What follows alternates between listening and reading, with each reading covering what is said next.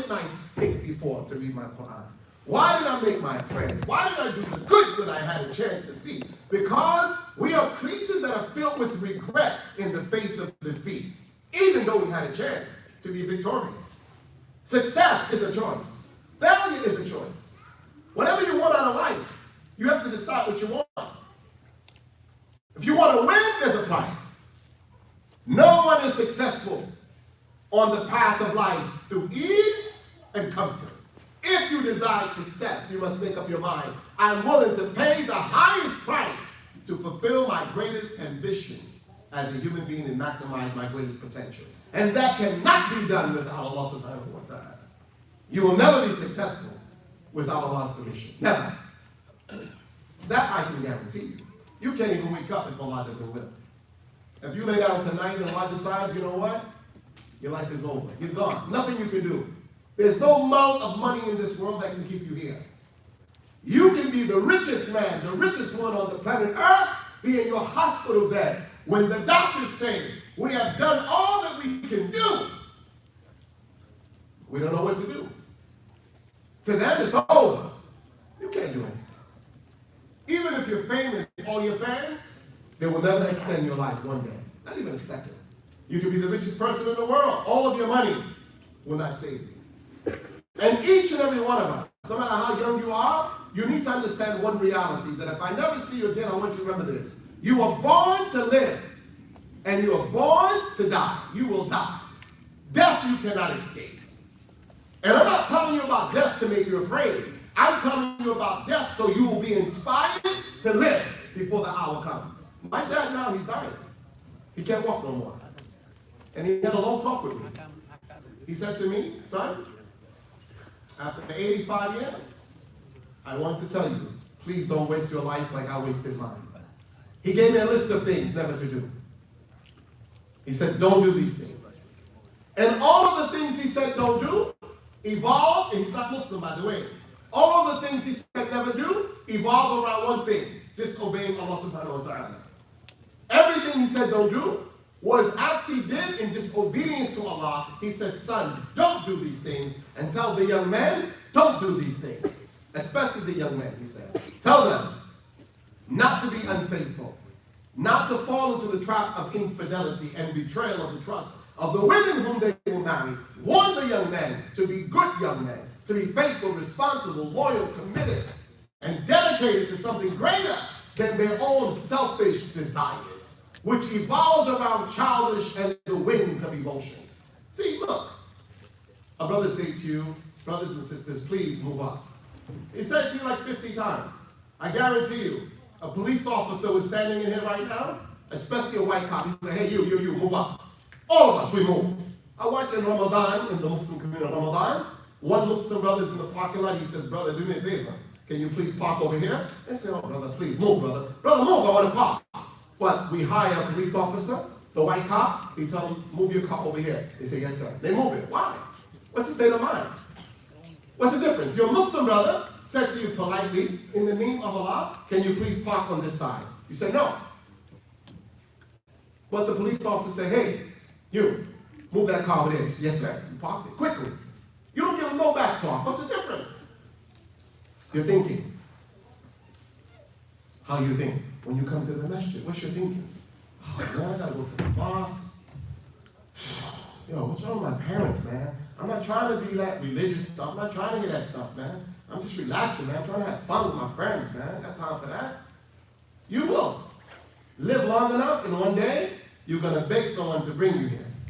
One day, if you live long enough, you will beg to be Allah's guest. This is the house of the King of all kings. There is no greater palace you can enter than the house of Allah subhanahu wa ta'ala. When you're in the house of Allah, you are the guests of the most powerful, the most beneficent King of all kings, the master of all provisions, the guide of your life and the source of your existence. But we take his house for granted. But if we get a call from a king or president or celebrity, oh, they invite us to the mansion, we get dressed up, we on time, mashallah, we go inside, oh, brother, I'm in the palace, oh, I'm over here. We take selfies, take pictures, we want everybody to know. But in Allah's house, it's like a man going to the hospital, but he's not sick. He's just going because he's visiting another sick person. But the day the man or the woman becomes sick, they say, please take me to the emergency room. What I want you to know, young men and women, is that if you hope to be successful in life, you have to weaponize your mind. You have to learn how to think and to know what's important in life. Because there are people right now, they are blinding you with sport and play, with games. They got you thinking life is a joke. It's funny. While we're laughing and giggling, there are people who look just like you, who have lost their mothers, their fathers.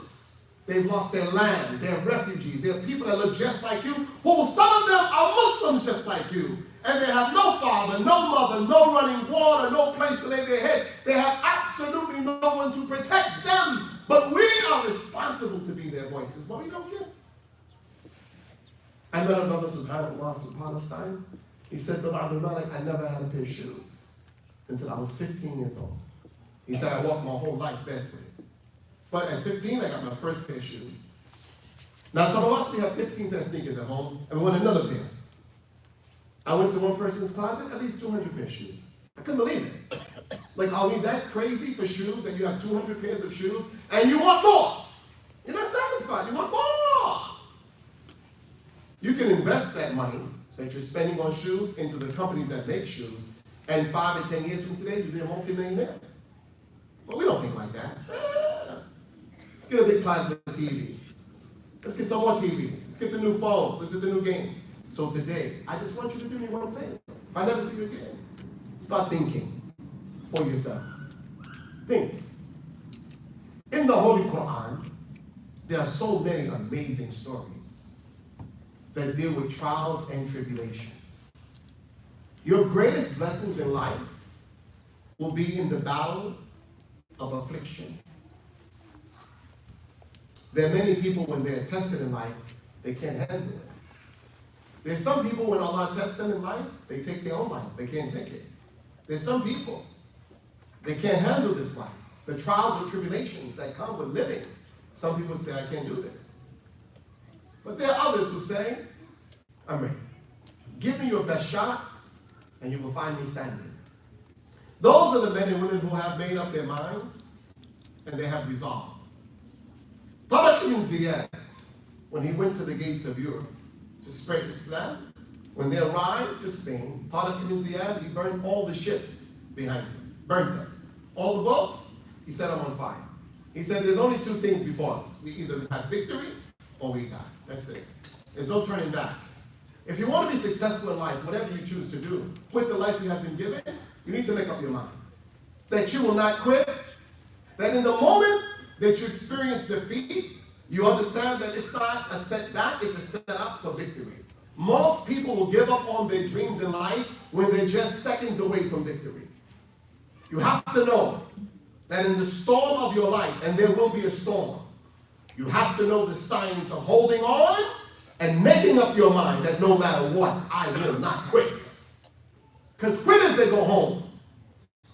Victory and success is not for the weak. Strong people are successful.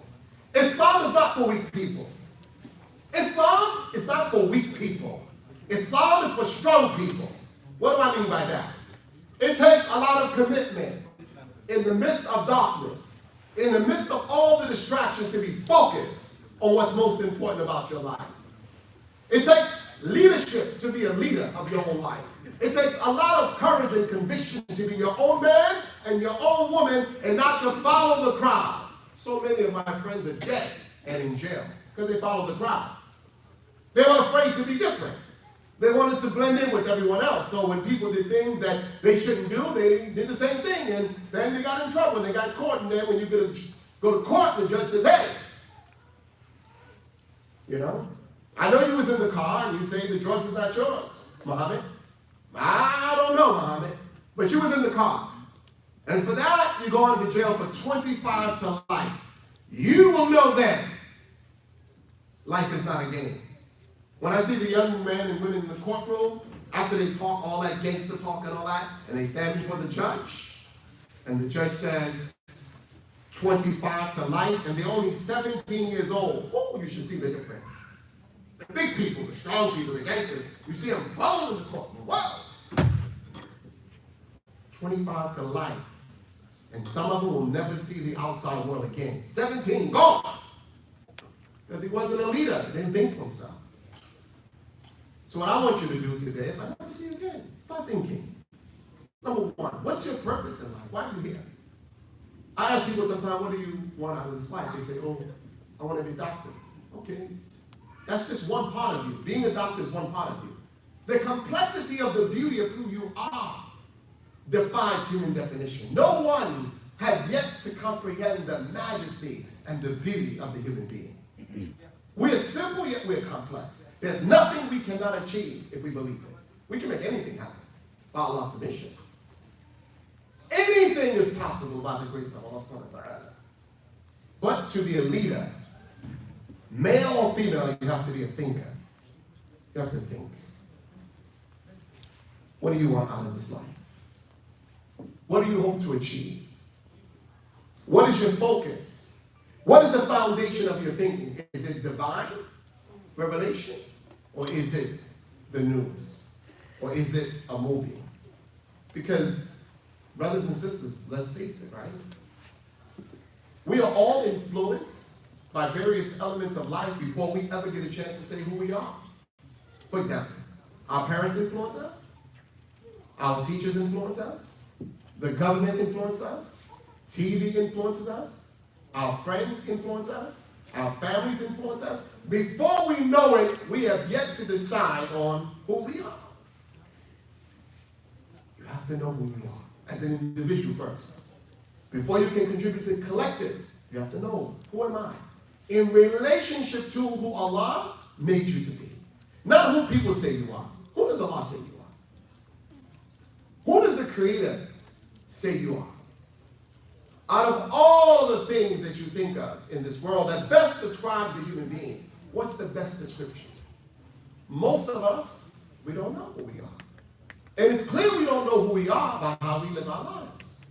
We are robotic. So today, if I never see you again, I need you to think. I need you to find some time to go someplace by yourself. I don't care if it's in the middle of the park. I don't care if it's someplace near a body of water, near a mountain. I don't care if it's in a dark room in your home. I need you to think, who am I in relationship to who Allah made me? And what is my greatest potential as a human being to maximize this moment called life? What will you do with this gift? Because life is a great gift. But it doesn't seem like a great gift to people who are not focused. When you find people who are sad in life, it's because they're not being themselves. They're not being productive. People who are being productive, they don't have time for sadness. When you find a man or a woman committed to a goal in life, they are focused every single day on their mission. You see that Apple phone? You think that phone came about because they were playing with technology? You think the idea that I can open my phone right now and FaceTime from here to Somalia, from here to Russia, from here to Saudi Arabia, from here to London, you think somebody developed that kind of technology playing around? No. There were some serious thinkers in the world, scientists, who said, you know what? We don't need no wire. We don't need a wire. All the money you spent on wires for these generations is nice to have. But we're going to create a technology that is wireless. It's mind-blowing of what human beings can do. Do you know we have the power to make sure that every boy and girl on the planet Earth has food, clothing, and shelter? Do you know that? We have the power and the resources to make sure that no one starves. Poverty as you see it is not ordained by Allah. Don't let people fool you with that one. Poverty as you see it is man-made. There are people who make other people starve through embargoes. They say, oh, you don't want to listen to us? We're a superpower. We told you, do X, Y, Z. You don't want to do it? No, okay. Cut off the airwaves, cut off the flight ways, cut off their water, cut off all travel into their country, starve them until they yield to our demands. It's called an embargo. There are countries right now, if you don't listen to their instructions, they cut you off from the world. And there's nothing you can do about it. Your people starve. They don't let nothing come in, they don't let nothing go out. It's warfare. It's business warfare. But it's very effective. Just imagine right now, we're in the masjid, we get surrounded. They say nothing comes in, nothing goes out. We're not letting nobody go and nobody's coming in. No water, no food, and they shut all the lights and they shut the water off. What will you do? Do you know how to get the water back on? They shut it off. Shut off the main. You know how to get us out of the building? That's just a small example of what could happen. It's real easy to happen. Because we're not preparing for what we call self-determination. You are young people who many of your parents, they came to America to give you a better life. They came with the best of intentions. Make some money, give you a better life, hope you go to school, and make something out of yourself that they can be proud of you. Because you don't know their struggle. And many of your parents, they don't tell you the trials and tribulations and the moments of affliction that they have gone through just to give you the comforts of life, creature comforts of the American experience. They don't tell you. You just know you wake up in the morning, alhamdulillah, you got TV, you got water, you got a refrigerator, you come on the water, you let the shower run, it gets steamy, you can make phone calls, you do what you want. It's like, you take it for granted. But you don't know their story. And some of your parents, they should tell you their story. And you should listen. Because right now, you are privileged, young people. You have opportunities right now that young people in the world will never have. You know there are young people that will never see in their life a refrigerator? There are people who will never see electricity. Never. They will never have electricity in their home. Never. There are people who will die never owning a car, never have been on a plane, never have eaten in restaurants, and never have thrown food away for sure. There are people like that. You're privileged. But do you know how privileged you are? Some of you right now sitting here, you can make up your mind today and say, you know what? I'm going to do something special for the young people of Somalia. We're going to build one of the greatest hospitals ever in Somalia, and we're going to create 1 million acres of farming for the children of Somalia, and we're going to create resources to empower the children of Somalia, and we're going to make sure Somalia in the next 20 years is a 21st century country right from the gates of North America. You can do it.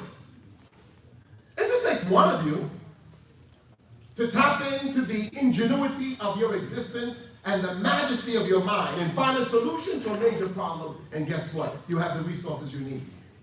Look at Steve Jobs, what he did with Apple. One device. In China, they had 700,000 workers and 30,000 engineers that they could not find in America, just for the Apple phone. 30,000 engineers in China. 700,000 people in China working on the Apple phone. That's a lot of jobs. But of course, our people, we prefer playing music and games and dancing and singing, having fun. But China,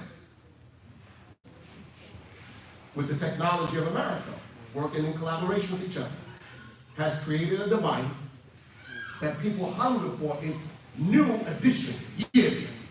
And it's $700 and $800 and $1,200, and people buy those phones. Why? The thinking. So one of the greatest stories I love in the Quran, of trial and tribulation, is the Surah Yusuf. Number one, whenever you are blessed with greatness, you must know that with success comes envy. There's some people know you right now that you could be a great doctor. But they'll talk you out of it already. Hey brother, why do you want to go to medical school? You're going to waste all those years doing medicine? Come on, man. Come on, man. Let's go to the basketball court and play, man. Come on, man. Put the game up, man. Come on, man. Call the girl, man. Let's go over here. Come on, man. Forget about that medical stuff. You want to be in the books. Those are the dream killers. Whenever there's a dream killer. In the Holy Quran, the first thing Allah gave Yusuf was a vision. He said, verily I see 11 planets, the sun and the moon. I see them all bowing unto me. It's a vision, but it's a sign of something greater. A sign is always an indication of something greater. For example, When you leave the building, you're going to see a stop sign. It's just a piece of metal with 4 letters on it. S-T-O-P, stop, right? But that sign can save your life or save the life of another person. If you fail to stop at the sign, it can be the end of your life. Something so simple, but yet so important. Yusuf had a vision. He said, verily I've seen 11 planets and the sun and the moon. I've seen them bow unto me. His father said, Yusuf, don't tell your brothers this vision. That's a rule I want to give you. In the midst of trial and tribulation, the pursuit of your greatest dreams in life, you must exercise something called silence. Shh. When you have been given greatness, you can't tell everybody. Even sometimes your own brothers and sisters and your closest friends, they will be envious of you. Oh yeah. There's some of you sitting here right now, people have already talked you out of your greatest dreams. They say they're your friends, but they don't support your greatest ambitions. They like to call you and waste time and divert your attention. You say, look, man, I want to do something. I'm going to the masjid and make prayer. Oh, come on, man. You can pray right here. Why do you want to go to the masjid for? Just make prayer right here and hurry up, man, so we get down to the game. But we can play basketball for 7 hours and never take a break. Play soccer 7 hours, never take a break. You go on the internet, oh, hours. Facebook, hours. Instagram, hours. But salat, oh, man, I got to pray. That's too much. You're telling me it's too much to give the Creator 5 minutes? It's too much to say, you know what? I just want to say, Ya Allah, thank you. That's all. Allah, I'm not the best Muslim. I'm not the greatest servant. But because you are the essence of time and you are a Samad, you are eternity. You know, there's a difference between eternity and time. Allah created time. Eternity has no beginning and no end. He is a Samad. From the very essence, He blew into Adam. وَنَفَخَ فِيهِ مِنْ رُوحِهِ. He blew into Adam the spirit of life. And with that breath of life, we won't stop and say, you know what? Ya Allah, here's my 5 minutes. Thank you. I just want to say thank you for the blessing. Just thank you for the blessing. So when you have a vision in life of greatness, you have to exercise what we call classify. In the weaponization of your mind, you have to have something called classify. Meaning what? You don't tell nobody. Whenever you make up your mind in the pursuit of greatness, be quiet.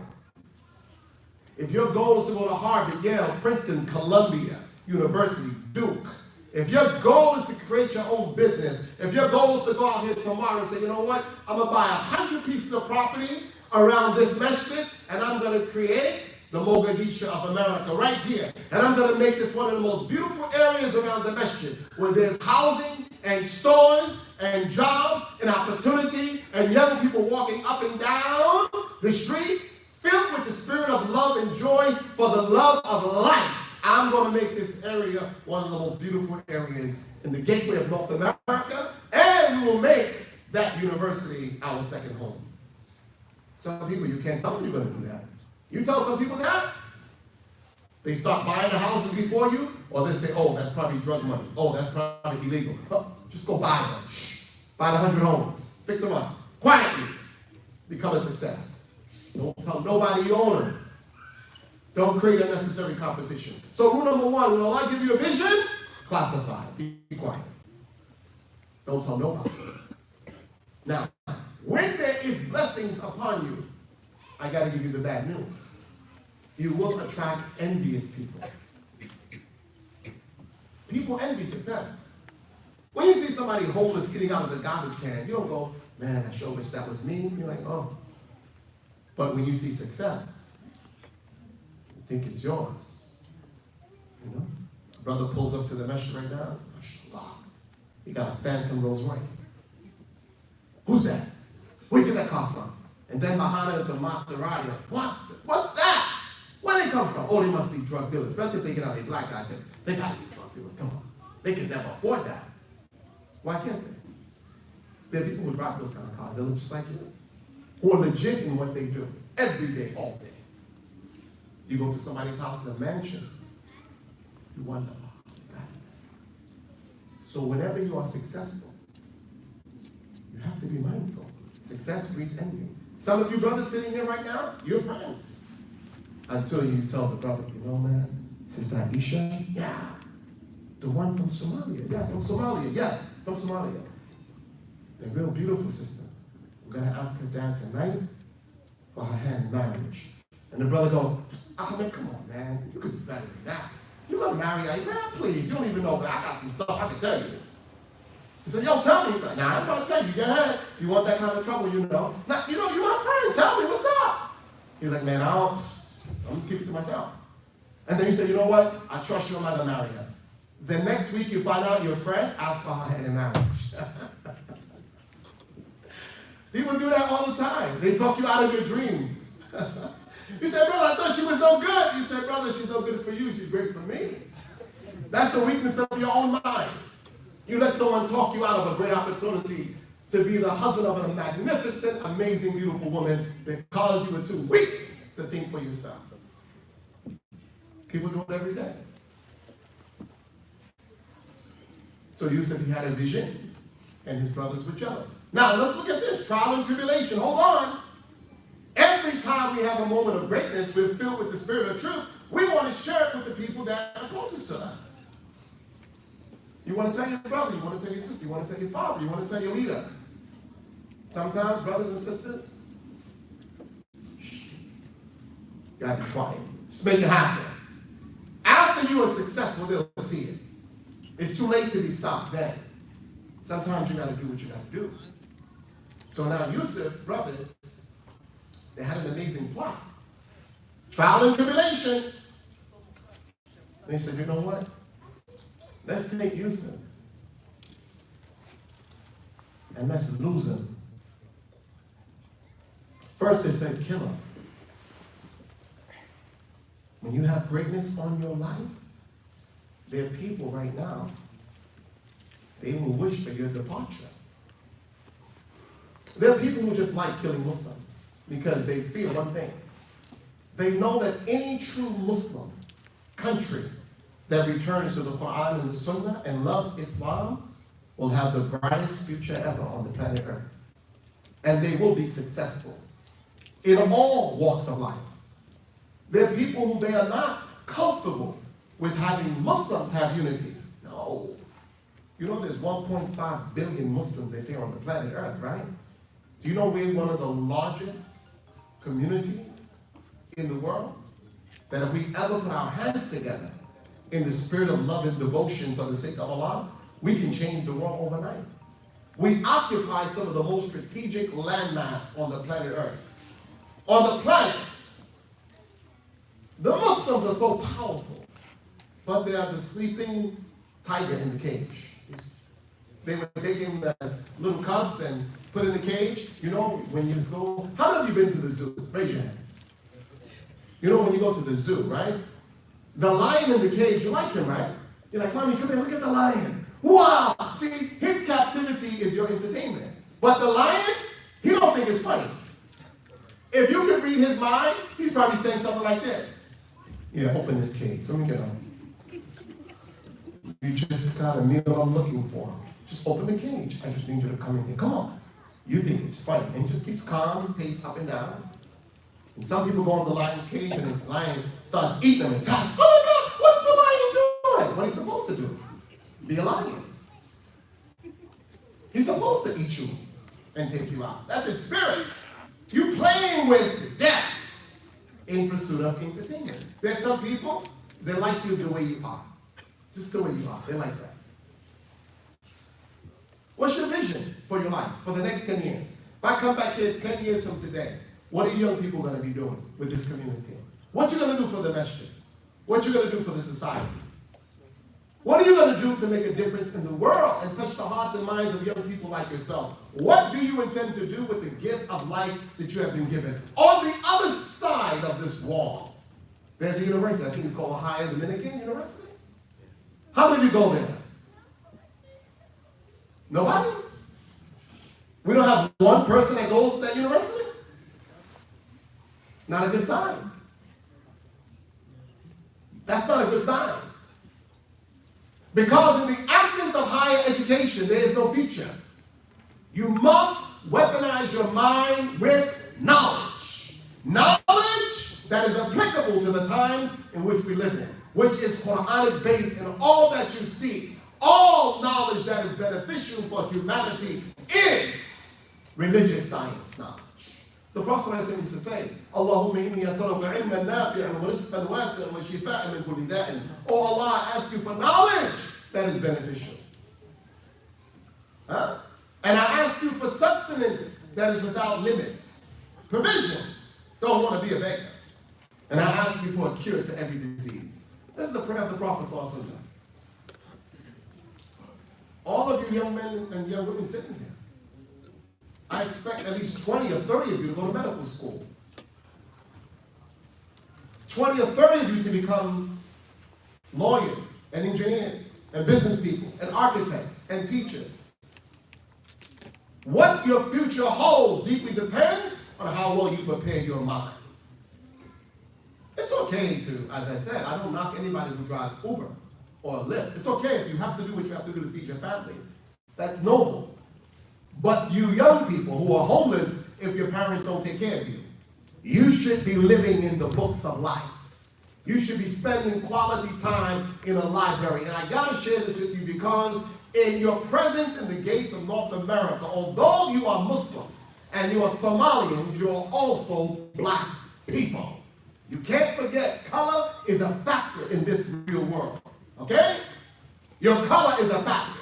There was a time in this country, learning to read was punishable by death. Slaves in this country, if they were found trying to learn to read, they would be put to death because the slave masters knew if they could learn to read, they would think differently. So they wanted to make sure they didn't read. Islam came with the opposite. Islam came with the words of liberation. Iqra, read. The oppressor said, don't read. Inspired by the voice of Satan, keep him in captivity. The Quran came with the voice of truth for the liberation of humanity. Iqra, read. That's the gateway to success. Anything you want to become in life to be successful, you must first dedicate yourself to the pursuit of the knowledge that is essential. We need to have an open conversation and guidance for the young people on how to choose the gateway of higher education that leads you to a life of fulfillment. Yes, going to school is a big sacrifice. But what's the reverse? In the absence of education, your income is going to be very, very low. See, I have some Muslim brothers, they're neurosurgeons. MashaAllah, they make $1 million, $2, $3 million a year, easy. And when I do a fundraiser for the masjid, they raise their hand, 100,000, 500,000. Oh, we have brothers and sisters who give, alhamdulillah. The Muslim community is filled with people whose hearts are filled with the love of Allah subhanahu wa ta'ala, and they care about the Muslim youth and your future. They built institutions for the betterment of your soul. It's nice when a brother or sister can raise their hand and say 100,000. You know, when you make dua to Allah, you have to know the science of supplication. Right? If I'm asking Allah for water, to bless me with water, but you have the water in your hand, why you say you praying that Allah give me water? No, you just give me out your hand the water. Some people, they're praying to Allah to give people things that already have it. Right? But I want to tell you something. In the midst of trial and tribulation, holding on. If you want to be blessed in your life, you have to understand the power of giving. Brother, come here. Come, you. What's your name? Shu'aib? Come, Shu'aib. I want to do something with you. How old are you? 9. I'm going to show you something. At 9 years old. Watch how smart he is. Watch. Shu'aib, hold this bottle. Shu'aib, if I wanted to give you 10 more bottles like this that were filled with liquid gold, and each bottle was worth $1 million. 10 more, right? But you can only use this hand. What would you have to do with this bottle for me to give you the rest? Say it again. Put down. Now what happens? Now, you see this empty hand? He's ready for the next thing, right? Okay, that's the point I want to make to you. Thank you, Shirley. Sit down. I'm going to show you how simple he understands, right? Simple. If you want Allah to bless you in life, learn to let go of what's in your head. Allah subhanahu wa ta'ala said to Musa, وَمَا تِلْكَ بِيَمِينِكَ يَا Musa. He said, Moses, what's in your head? Moses said, stop. I used to shake the leaves off the tree and to guide the sheep. Moses didn't realize in his hand was his miracle. He didn't know what he had. Some of you sitting here, you don't know what you got. You don't know. You don't know the opportunity that is before you in the gates of North America to maximize human potential, that you may be beneficial to yourself, be beneficial to your family, and be beneficial to this great faith called Al-Islam. But it's up to you to decide today. In the midst of trial and tribulation, will you hold on? The first thing you have to hold on to is your Islamic identity. What do I mean by that? When I say Islamic identity, what do I mean? Huh? Honesty. Okay. What do I mean when I say hold on to your Islamic identity?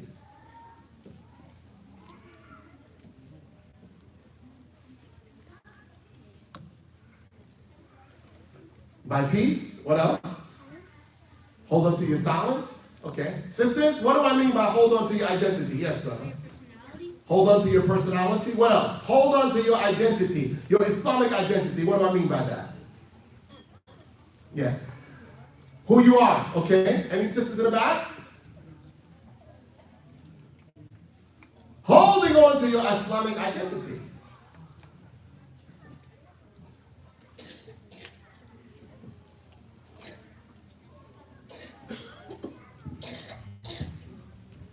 Holding on to your dreams, yes.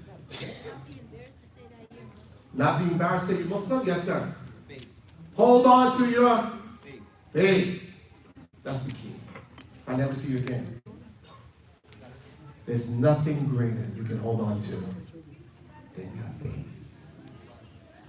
Your faith will take you where knowledge has never been and cannot go.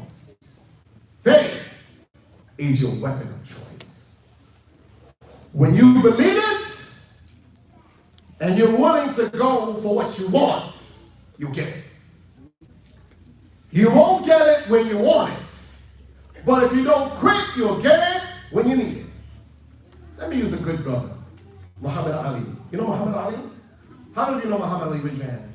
Who was he? Boxer. A great boxer. An American political sports icon. He said he was the greatest of all time. In the human sense, he was.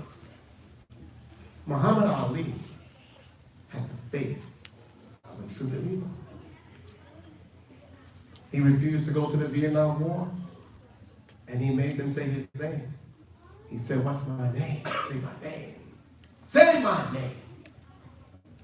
There's something powerful in a name. That's why people make you change it to fit in. Names are very powerful. Who you are, that you must come to know. You must come to know who you are. You are not who the world says you are. You are who Allah says you are. And you are a creature that has been created in the perfect way of perfection according to His divine will. لَقَدْ خَلَقْنَا الْإِنسَانَ فِي أَحْسَنِ تَقْوِيمٍ. We have created human beings the best of us. You were born, created, engineered, and designed for success, and your rise every morning is success. Just waking up, you're successful. Now, how are you going to maintain it? It's not easy to be a good Muslim. It's hard. If anybody tell you it's easy to be a good Muslim, they're lying to you. It's hard to be a good Muslim.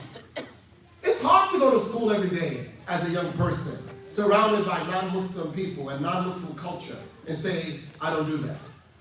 And they say, Ahmed, man, yo, what's up? Where your girl at? I don't got no girl. Oh, I don't know about you, Ahmed. I don't know. And you feel like, well, it is what it is. It's hard to say, I don't do that. I don't go to the party. It's hard to say, hey, man, look. You can enjoy your holiday. I'm not knocking your holiday. But I don't do Christmas. Say, what? You don't do Christmas? No. Well, why you don't do Christmas? Because I follow Jesus. He didn't do Christmas. What are you talking about? Jesus didn't do Christmas. Never saw Santa Claus. And reindeers don't fly through the sky. Ain't no Santa coming down the chimney. Some people, they can't handle that no more. No, I was a kid. I grew up on Santa Claus. I became Muslim. But I can tell you right now, in the black community, most people don't have a chimney. So where is he coming in through? The chimney, right? You come through the chimney and reindeers, it takes a lot of courage to tell people, I don't do that. I don't drink. No, I don't do that. No, I don't look at that. No, I don't talk like that. It takes courage to say I'm different. Here I am, but I'm different. No, I'm Muslim. It takes courage to tell somebody, yes, I'm Muslim. No, I don't eat that. I don't drink that. I don't look at that. I don't do that. Why? Because I'm Muslim. There's nothing greater you can hold on to than your faith. I promise you, brothers and sisters, as youth, I want to make this promise to you. I promise you, if you walk with Allah as a young person, you will get so many blessings in your life, it will blow your mind. I'm telling you my experience. How old are you, brother? 16? Stand there. Stand there. Okay, you're too tall. I wasn't as tall as you. You, come here, stand there. Come here. How old are you? Okay. I became Muslim, and I was like him. Can you believe that? I became Muslim at 14. And at 14, looking like you, except I had hair then too. You can sit down. At 14, I went to Mecca all by myself. I went to Hajj by myself with a group. And I lived in Mecca. When they came back to America, I stayed in Mecca by myself. I had faith. No money, no friends, didn't speak Arabic, nothing. I had faith. I was going to go and study Quran and Arabic and Islamic studies and go to the University of Qura, but I didn't even have a high school diploma, but I had faith. I didn't know the dangers of the world as I know it now. And every door I knocked on that was closed, Allah opened the door. Opened it for me. Why? Everything they said I couldn't do, Allah blessed me to do it. Every piece of paper I needed to get in, didn't have it. Allah made a way that I didn't need the paper. Make them do it. When you bow to Allah and surrender to Allah and yield to His will as a young person, you will experience the majesty of the presence of Allah in your life in ways that you can't even imagine. But you got to believe that the time is now. Not when you get old. People think religion or serving Allah is an old age. That's a foolish mind. This is the time of your life as a young person to develop a relationship with Allah that you demonstrate as a human being the sense of gratitude and appreciation for the life that you have been given. You can do it now. You don't have to wait till you get old to say, Ya Allah, this is Ahmed. I want to thank you for the life I have been given. For the eyes to see, for the hands to touch, for the tongue to speak and to taste and to smell and to hear and to walk and to think. I want to say, oh Allah, unlike all those ungrateful souls, I am one that I'm forever grateful for the gift of life and the majesty of this moment. I, Allah, as your servant, I am grateful because He says, لَإِن شَكَرْتُمْ لَأَزِيدَنَّكُمْ, that if you are grateful, I will increase you in the mountain. How can you wake up in the morning and refuse to say to Allah, thank you? The most arrogant creature on the planet is the human being. No one is more foolish than man. So as I leave you, inshallah, in the interest of time, don't waste your youth on sport and play in life. Find your greatest dreams and your hidden treasures. And make up your mind. You should go look after today, go look for 100 books that you can read quietly. Go find some of the greatest books ever written by humanity. Start with the Quran and the life teachings of the Prophet Muhammad, and then look at the lives of great men and women of history who changed the world for the good. And ask yourself, what can you do? There's a brother named Salman Khan. He has more students than any university in the history of the world. He has 198,147,000 students in Khan Academy. All his programs are free. One man has more students than Harvard, Yale, Princeton, Duke, Columbia, and all other institutions that are major Ivy League combined since the day they opened their doors with one platform, Khan Academy. You love technology? Use it to your benefit. You love technology? Start a business. Look at Amazon. Can you imagine if you owned Amazon? What you could do for Islam and the Muslim community and the world at large? Amazon is a powerhouse now, using a platform, technology, and buying now Whole Food and other major corporations, taking over, because they have weaponized the system now to the way, to their advantage.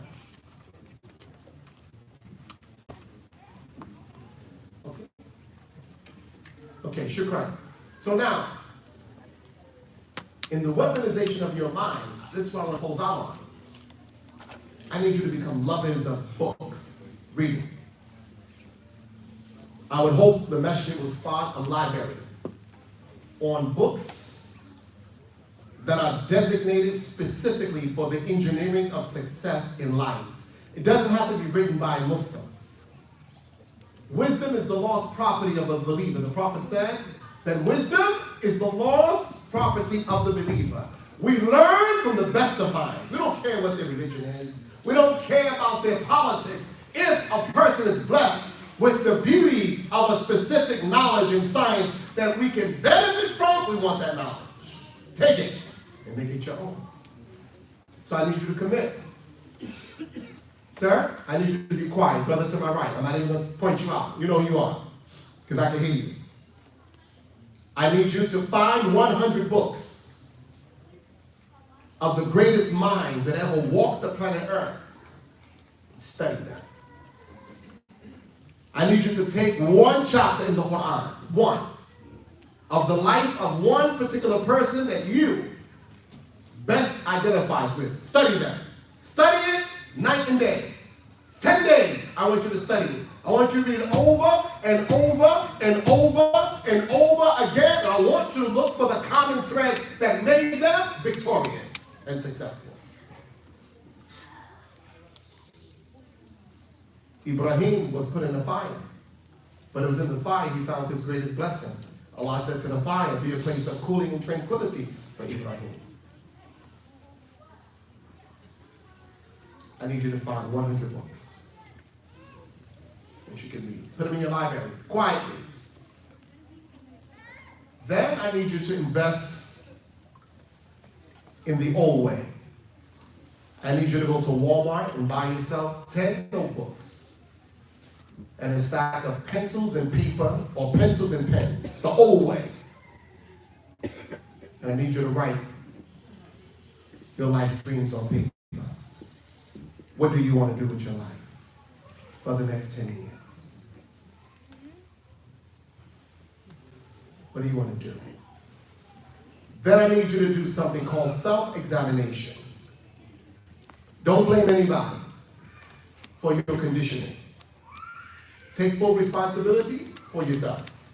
Don't blame your mother, don't blame your father, don't blame the master, don't blame the school, don't blame the media, don't blame anybody. You look in the mirror and say, you know what? I am the captain of my own ship. And I choose the destiny of my own sailing. I am fully committed to being responsible for my life. That's one of the greatest tragedies in the gates of Africa. We do not accept responsibility for our own destiny and for the liberation of our own people. We say, oh, somebody else will come and help us. No one is going to help you if you don't help yourself. I tell the black people in America, there's no one coming to save us. We are the saviors of our own souls. We have to make the decision that all free people make. Do you want to be free? Do you want to find salvation? The Quran says, قُوا أَنفُسِكُمْ وَأَهْلِيكُمْ نَارًا وَقُودُهَا النَّاسُ وَالْحِجَارَةُ. Save yourself and your family from the few whose fire is men and stone. You have to take responsibility right now. At your young age, you may say, well, brother, you know, my father was working. He wasn't home all the time. Yeah, he was working. He wasn't home all the time. But you got food, clothing, and shelter, and your mother was there to do the best that she can do. You may have not had the perfect father, the perfect mother, but you have the perfect opportunity as a young person to become who you want to be. You know, I meet some people, they always cry about what some women do for them. What did you not do for yourself? Many of us grow up not having the best relationship with our fathers. I understand. Many of us grow up not having the greatest opportunities in society that others have as a privilege. I understand. But excuses are the tools of defeated souls and those who have accepted defeat. People who are victorious, they don't make excuses. They make adjustments and they press forward. When you go to school, be number one. You know how you know a great student? When you're a teacher. It's the first person to come to class, the last person to leave the classroom is your best student. The best students, they come with a purpose. They want to absorb the knowledge and the experience of the teacher as much as they can because they want something greater out of life than what they have been given. They want something big. They have big dreams for themselves. Some of us, even if we're giving the dream, we won't accept it because we don't know the value of it. I'm amazed how people can bring diamonds from Africa and sell them in New York. You see all the diamonds. Where did diamonds come from? Africa. How they come from Africa and the people you're taking them from are starving? How can Africa be so rich and the people be treated to the lunch of poverty? Corrupt leadership and the impact of colonialism. You have to know what colonialism has done to the minds of our people. You must study history, young people. You have to study history. You have to study why Somalia is like Somalia, the way it is, and what can it become. If you love your homeland, what could you do for Somalia tomorrow? There's a beautiful Somalian community all over North America. Here in Ohio, and Minnesota, mashallah. They gave us the first Muslim hijabi congresswoman. Now, some people like her, some people don't like it, doesn't matter. But she's definitely a warrior. In her ummah, mashallah. She got more courage than some brothers I know.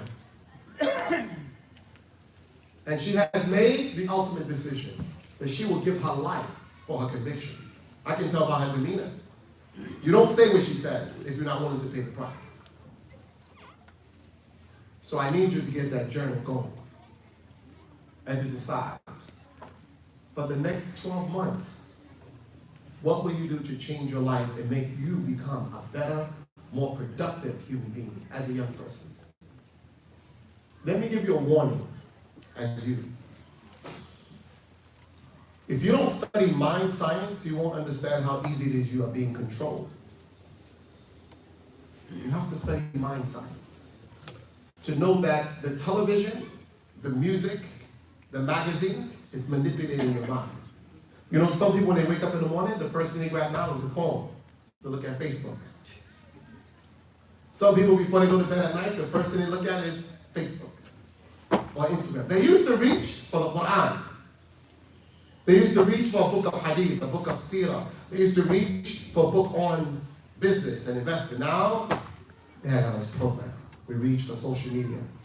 It's all gossip stuff. Nothing you read makes you a better human being, most of it. The giants in the business world, they'll tell you right now, they don't do social media. It's a time killer. It robs you of time. There's nothing more precious given to the human being than time. So I want you, as my young brothers and sisters, who have an amazing future, an endless possibility, I want you to do something for yourself tonight. Start a journey as a servant of Allah to live in the spirit of gratitude and to be kind, generous, and respectful. First, to those that have nurtured you. Your mother and father are very important people. And I'm going to end on this point when it comes to mothers and fathers. You know, there's a lot of children. They don't know what their father is in America. It's true. And you don't know the pain of that because you know your dad. Most of you here, all of you here should know your dads. And some of the young people you see in America who are very angry, it's because they don't know their father. They don't know their mother. They was given away. I have people that are very close to me who have shared with me their pain and their story of not knowing who their father and mother is. So if you hope to be blessed as a young person, I'm going to tell you something. Learn to respect your mother and your father, and show the elders the utmost respect. When you see older people in the community, offer them your service. When you see the older brothers and sisters walking the masjid, go quickly, open the door for them. Hold it. Walk them to their car. Carry their bags for them. If you see them in the supermarket, they don't have to be Muslim. Anytime you see older people in need of your young service, give it to them. And your blessings, inshallah, will increase. But if you hope to be successful in life, and you can be successful, you have to hold on and never quit. In the spreading of Islam in America, there will be some dark days. Sure. How could there not be? I mean, Prophet Muhammad ﷺ is the best. He's the best of the best. But he still had dark moments in Mecca, right? Before they had Medina, they had Mecca. You know? Before you have victory, you have moments of defeat and setbacks. But the key is, hold on. If I never see you again, hold on to Islam. If you lose Islam, you're going to lose everything. Some of you, I look at your faces, I never want to see you in America's jails. You won't make it. I look at some of you, you lose Islam and you get into that street life out there, you go to the jails. Oh, young men, some of you, you're going to be in for a shock of your life. You better listen to your mom and dad. You better go to school. You better stay focused. And you better put down that dark cultural music instruments, or the instruments that come in that dark culture of music that make you other than yourself. You better put it down and get focused, especially the young man. Because some of you, I can tell already, you're hard-headed. You don't listen. But you're going to learn the hard way. In America, you don't understand. There's a tag on you already. And it's a tag you can't escape because of who you are. So you better walk a straight line in pursuit of the greater reality of your life. But know that you can win if you don't quit. But you have to study. So if you want to be a good Muslim, it's only one way to start. You have to study the Quran. I don't just mean read the Quran in Arabic. That's beautiful, and you should do that. But you got to know what you're reading.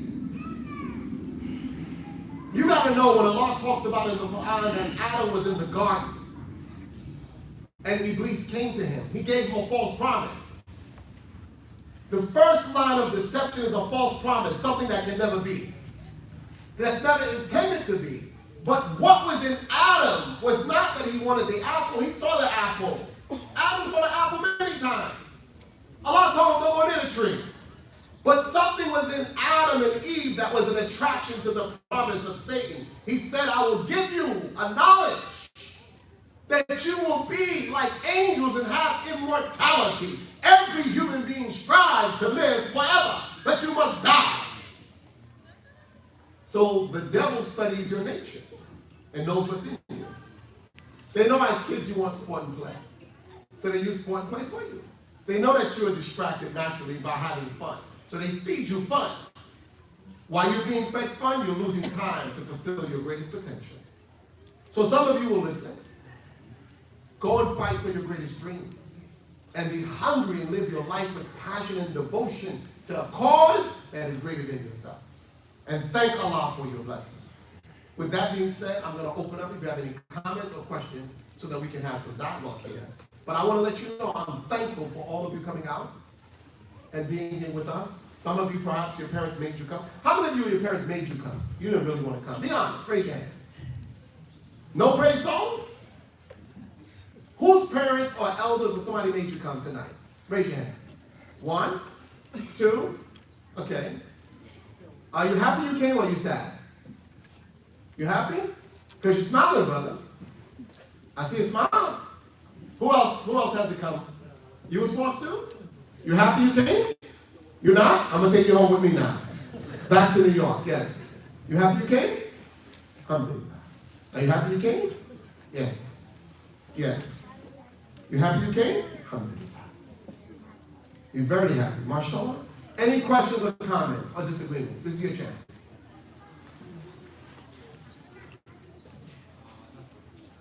Nobody has a question or comment? Come on, you're going to talk about me when I leave. Talk about me now. What's your comment, brother? You. Stand up, brother. You was talking all the time. I was talking. Stand up. Stand up. You were saying a lot. I heard you. You're my man right there. I didn't say you. I said my man right there. I didn't specify. You talking. No, honestly. Any questions, comments? Yes, sir. Why did you come speak in the business? Why did I come speak here? Brother Ali invited me with the masjid and the imam and the committee. They invited me to come talk to you. They said I could come and talk to you for Jummah, tonight, tomorrow night, Sunday night. Will you come back for us, inshallah? Yes. Yes. Sisters, you can participate too. If you have a question, just raise your hand and you can say what you want to say. They should give a microphone to the sisters in the back. Yes. Talk loud.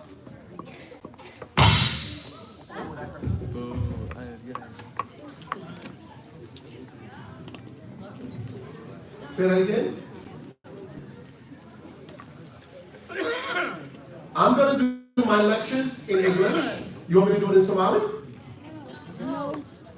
On Sunday, do it in Somali? Okay. I will have a Somali translator next to me, inshallah. Is that okay? How many of you speak Somali? How many kids speak the language? Raise your hand high. You can't speak it. I can't speak it. Like, what's that?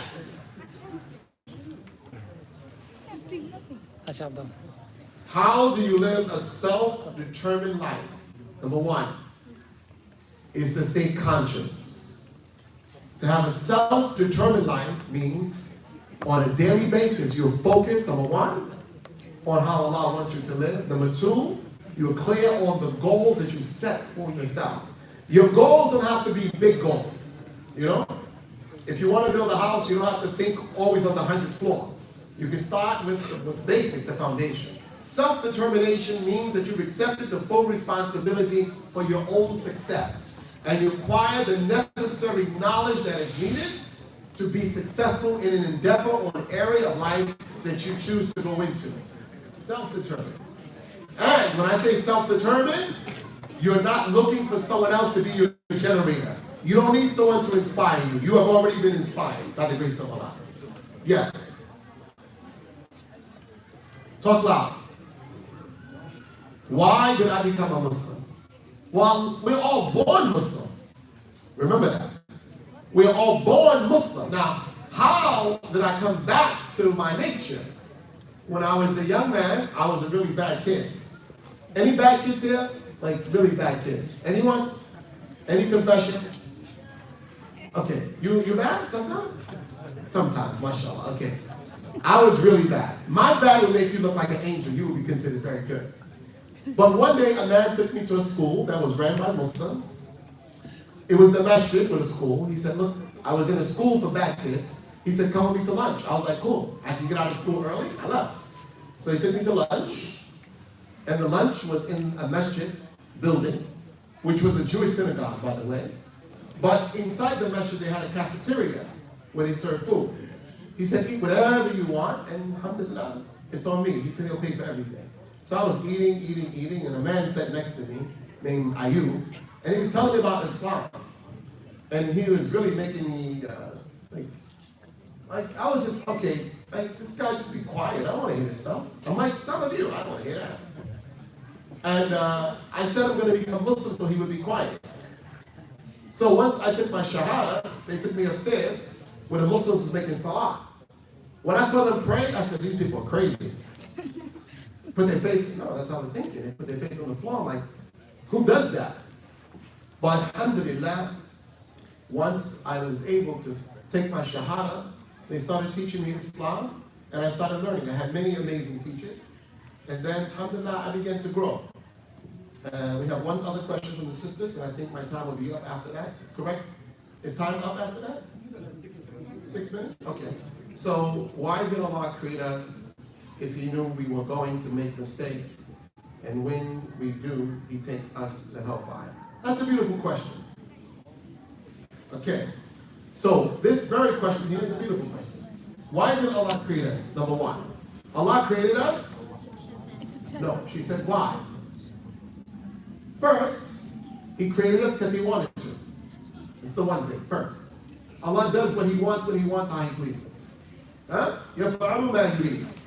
Allah created us because He wanted to. In creating us, He gave us choice. Allah subhanahu wa ta'ala, when He created us, did He know in advance what you would do? Of course. Did He know that you would rebel? Of course. And look at the beauty of Allah. Look at His beauty. Knowing that you would rebel, He gave you mercy. Huh? You lose not because you rebel. We lose because we don't repent. Huh? Adam disobeyed. Hawa disobeyed. But they made tawbah. Shaitan disobeyed and became a rebel. Two different. Huh? When a rebel is someone who is committed to rebelling against truth and will not turn back from their wicked ways. Huh? They rebel. So Allah, He knew, yes, He's going to create a human being. He's going to give you choices. Some of you will make the right choice. Others will make wrong choices. And His mercy covers everyone. We lose not because Allah subhanahu wa ta'ala is going to punish us and throw us in the hellfire. No. We lose because we don't go back and say, Allah, you know, I was wrong. I made tawbah and I want to change. You can't blame Allah subhanahu wa ta'ala for the choices that we make. Allah, He gave us the power to choose. You know, we say, Allah, I don't want to be in charge. I don't want to choose. No, you have to choose. You were given the power to choose your own destiny. People go to hellfire because they choose the wrong path. Why do we have jails in America? Because people are going to make crime. What are you going to do with the criminals?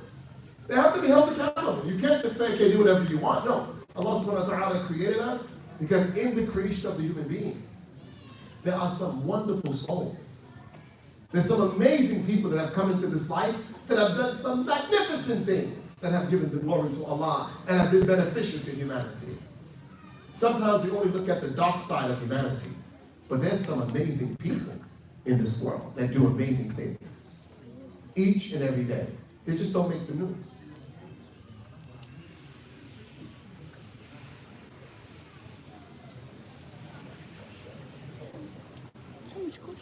They just don't make the news. Okay, I think my time is up, right? And this is from the lady, so this is very important. With one more? Okay.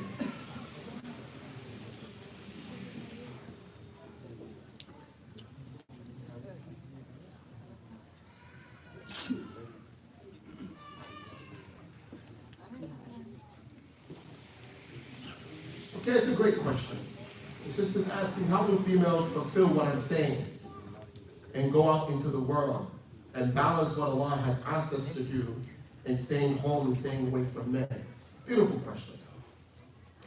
Alhamdulillah. Listen, I like to start with the greatest place, Mecca. When you go to Mecca one day, when you make tawaf, something amazing is going to happen. You're going to make tawaf with men and women bumping into each other. It's unavoidable. You will make tawaf, and you may bump into a sister, and you may make salat and look, and the sister's praying in front of you, in Mecca, in the Haram, the most sacred place. Now, any man that goes into the Haram with a negative mind, he shouldn't be there. If your mind is on women while you're making tawaf, you don't deserve to be there. Get out. Because if you come to that place of all places with such a low-life mind, you don't belong there. So now, the problem with men and women is really the weakness that's in us as men, lack of self-control. There were many amazing women that helped the Rasul build the Islamic institutions. We have to learn the majesty of Islamic discipline without robbing men and women of their equal access to opportunities in life. Let me give you an example. When I first became Muslim, we said we don't want no men touching our women in the medical. You know, we go to the hospital. I was one of those people. We go to the hospital. We say to the non-Muslim doctor, get a female doctor for me. Wait a minute. Say, what? Muslim. Get me a female doctor right now. Say, well, okay, take it easy. Don't touch her. Oh, okay. Okay, how you going to get a female doctor if she can't go to school? How you going to get a female doctor if Muslim women don't become doctors? How you going to get a doctor? How? Like, we're not really like, we want to be very strict and conservative, and I agree. We shouldn't have friendly intermingling. But here's the hypocrisy. We want to be so strict until we open up a business, and then we hire all the secretaries, we do business, and we know how to treat women then because we're making money. No. We have to learn the majesty and the beauty of respecting Muslim women and recognizing that Allah subhanahu wa ta'ala has given women, like men, a mind. And we need them to be highly educated and sophisticated in the pursuit, not of the dreams of a Western culture, no, but in the pursuit of building a country and a nation and a community of our own that allows us to be self-sufficient and have self-determination. Because if the women are not enlightened, I'm not going to use the word educated, but enlightened with knowledge, then who will teach our children? You go to the average Muslim school, the majority of teachers are women. All the Muslim schools I go to, 85% of the school, women teachers. So we have to understand the majesty and the beauty and the role that women play in the life of developing Islam. So any endeavor, the Prophet said, work for Khadija or the Marina. So if a Muslim sister says right now, you know what? I'm going to get my MBA in business so I can open up 25 halal Islamic financial institutions. Why would I stop her? Why? If a sister says right now I'm going to school, I'm going to find a research and find a cure for cancer. Why am I going to stop her from finding a cure to cancer that may save my father's life? Why am I going to stop her? Because she's a woman? Okay, then we have to apply the same rules for men. We go to school and we have women in our classroom. So we shouldn't be there neither. There's only one rule for everybody. There's no double standard rules. If it's a rule, it's a rule. It's for everybody. But at the same token, we don't live in Mecca. We live in America. We have to make the best of what we have. And let me just give a warning to all the men that are here. If you're worried about some men talking to your daughters and your wives, you got a phone? Oh. This is perhaps one of the worst guys you've invited into your house. This guy right here is more dangerous than any man in the classroom. This machine here, if not controlled, is a dangerous instrument. Because strangers come into your home undetected now.